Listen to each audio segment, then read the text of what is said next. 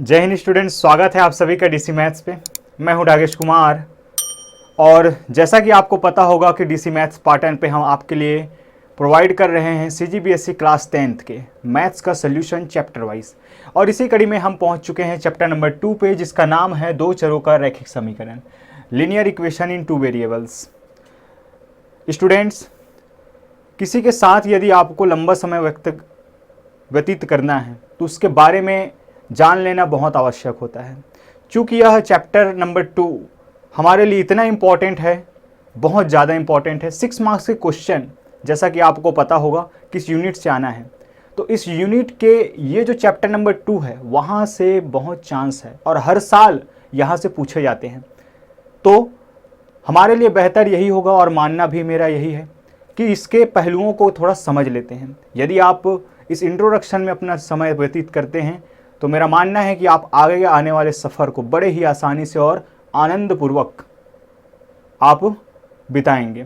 चलिए पहले देख लेते हैं कि हमें लीनियर इक्वेशन क्या है, आखिर रैखिक समीकरण क्या है। जैसा कि हमने पिछले चैप्टर्स में जाना कि रैखिक बहुपद क्या होता है, ऐसा बहुपद जिसमें चर की घात क्या हो, एक हो। बिल्कुल। अब यहाँ पे बस क्या होगा कि उसमें एक चीज़ होगा, समीकरण शामिल होगा और दूसरा चीज़ है दो चर। तो देखिए, समीकरण हल करेंगे, यहाँ एक समीकरण हल नहीं करेंगे, दो समीकरण हल करेंगे।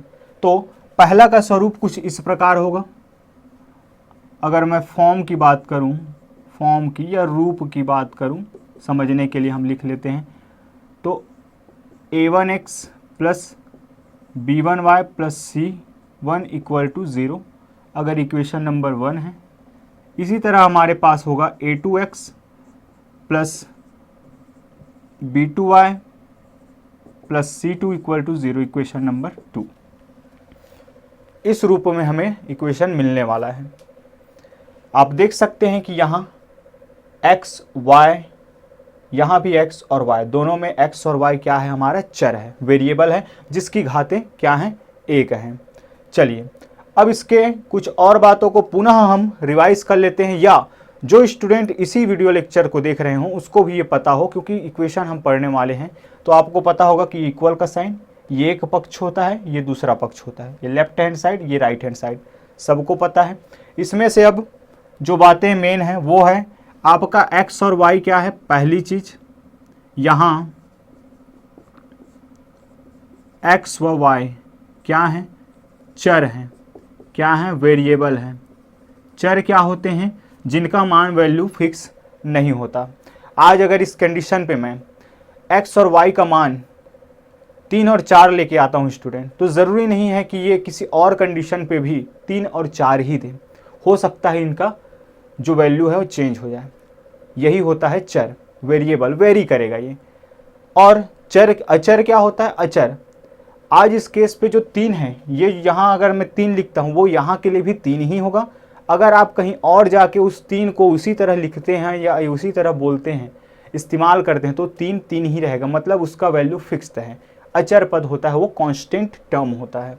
तो यहाँ अगर बात की जाए दूसरे नंबर पे, तो C1 और C2, C1 व C2 आपके क्या हैं, अचर पद हैं। अचर पद हैं क्या, कांस्टेंट टर्म,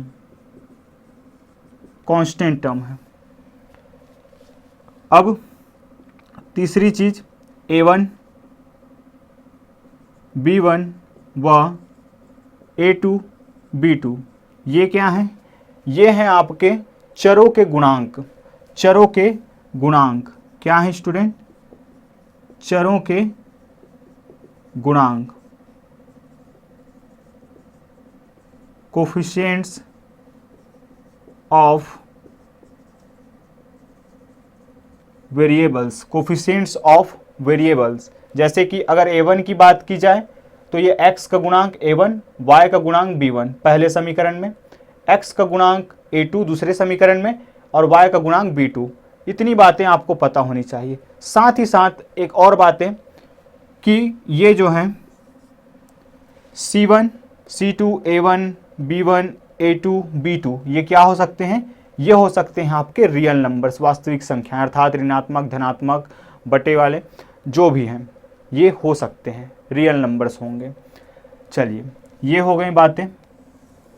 अब एक और महत्वपूर्ण बात होगा जो यहाँ आपको शब्दावली मिलेगी, जो आपको यहाँ वर्ड मिलेगा, वो होगा आपका समीकरण निकाय। क्या होते हैं समीकरण निकाय? एक से अधिक अगर समीकरण हमें मिलता है तो उसको हम एक बार में क्या कह देते हैं कि समीकरण निकाय। आपको क्वेश्चन मिलेगा कि समीकरण निकाय को हल कीजिए, और हल करने का अर्थ आप भली भांति जानते हैं कि क्या होता है स्टूडेंट, एक्स और वाई अर्थात चरों के मान ज्ञात करना। एक बार पुनः मैं रिपीट कर दूं कि समीकरण हल करने का अर्थ होता है चरों के मान ज्ञात करना, या आपको डायरेक्ट भी कह सकता है कि एक्स और वाई के मान ज्ञात करना। तो काम आपको वही करना है। तो क्या एक से अधिक अगर आपको समीकरण मिलता है एक साथ तो वो होगा आपका समीकरण निकाय। इस टर्म को आप याद रखेंगे, समीकरण निकाय। समीकरण निकाय, system of equation.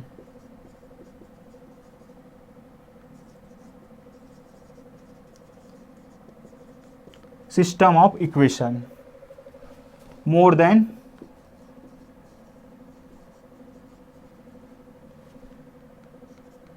than one equation, more than one equation। एक से अधिक हो तो शॉर्टकट में आप लिख सकते हैं समझने के लिए अपने। चलिए, इसके बाद हम चर्चा करेंगे कि अब ये समीकरण तो हमें मिल गया, क्या इसके बनाने के तरीके भी अलग अलग हैं? जी हाँ स्टूडेंट, आपको यहाँ 3 मेथड्स पढ़ने हैं बनाने के। पहला मेथड होगा आपका ग्राफिकल मेथड। पहला मेथड होगा आपका ग्राफिकल मेथड। चलिए, समीकरण के हल या हल करने के तरीके आप जो कुछ भी हो लिख सकते हैं, जिसमें आपका पहला तरीका होगा ग्राफीय विधि। ग्राफीय विधि, या इसी को क्या कह सकते हैं आप, आलेखी विधि। आलेखी विधि, आलेखी विधि, ग्राफिकल मेथड। दूसरा होता है अलजेब्रिक मेथड, बीजगणितीय विधि, जिसमें से आपको पढ़ना है, जिसको मैं दूसरे नंबर पे रख रहा हूं, वो है आपका सब्स्टिट्यूशन मेथड, प्रतिस्थापन विधि। प्रतिस्थापन विधि, सब्स्टिट्यूशन मेथड। एक एक करके सभी को हम समझने वाले हैं। इसके बाद तीसरे नंबर पे पढ़ना है आपको विलोपन विधि। विलोपन विधि,